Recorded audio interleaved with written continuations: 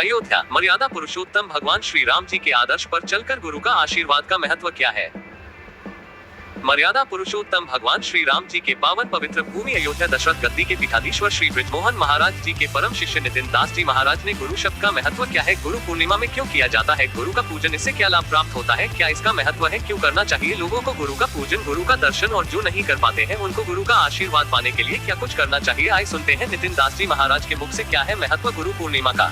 सभी को मेरा सादर जय श्री राम। बोलिए सतगुरुदेव भगवान की जय।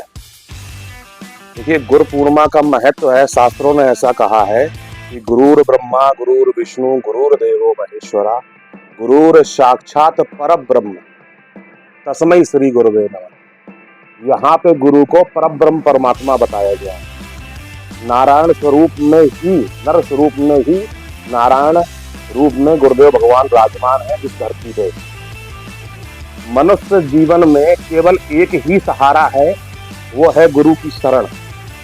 इसलिए गुरु पूर्णिमा एक वर्ष में, हर वर्ष जैसे रामनवमी आती है, हर एक त्योहार आते हैं, वैसे ही गुरु पूर्णिमा आती है। इसमें जितने भी शिष्य हैं जो गुरुओं के, जिन्होंने दीक्षा ले रखी है या अंतरात्मा में अपने गुरु को मान रखा है, वो दिन एक स्पेशल दिन होता है।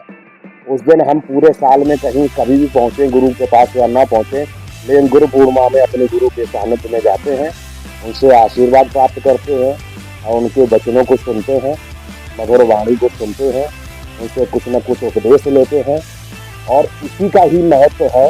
तो ये शास्त्रों ने बहुत कुछ लिखा है गुरु के बारे में, यहाँ तक कि अंत में शास्त्रों ने कह दिया नेति नेति, इसके भी आगे कुछ है। गुरु की महिमा स्वयं राम जी ने नहीं गा सकते हैं। ऐसा शास्त्र में लिखा हुआ है कि एक घड़ी आधी घड़ी आधी में पुण्य आदि तुलसी संगत साधु की हरे कोट अपराध। जो साधु संत है वही गुरु है। अब गुरु का मतलब ये नहीं, हमने देखा है घर पे माता पिता ही अगर हम गुरु मान ले तो वही हमारे सबसे बड़े गुरु। क्योंकि अपने माता पिता को भी हम गुरु नहीं मानते हैं, अपने शिक्षा गुरु को हम गुरु नहीं मानते हैं।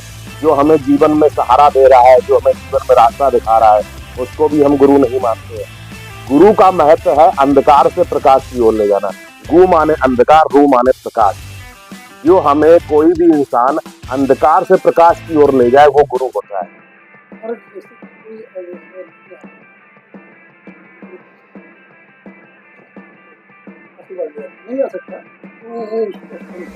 उस अवस्था में क्या है कि वहीं से वो उसको गुरु मान ले, गुरु स्वरूप में मान ले। जरूरी थोड़ा सा है कि गुरु के सामने ही जाना। क्या हम भगवान को भगवान नहीं मानते हैं क्या? मंदिर में ही तो बैठ के हम भगवान को मान लेते हैं। गुरु जी की फोटो कहीं से ले ले, उस फोटो को मंदिर में रखते हैं और गुरु स्वरूप में ही उनको, साक्षात गुरु जी ही मेरे सामने विराजमान है और मैं उनसे बात कर रहा हूँ और वो आराम से जी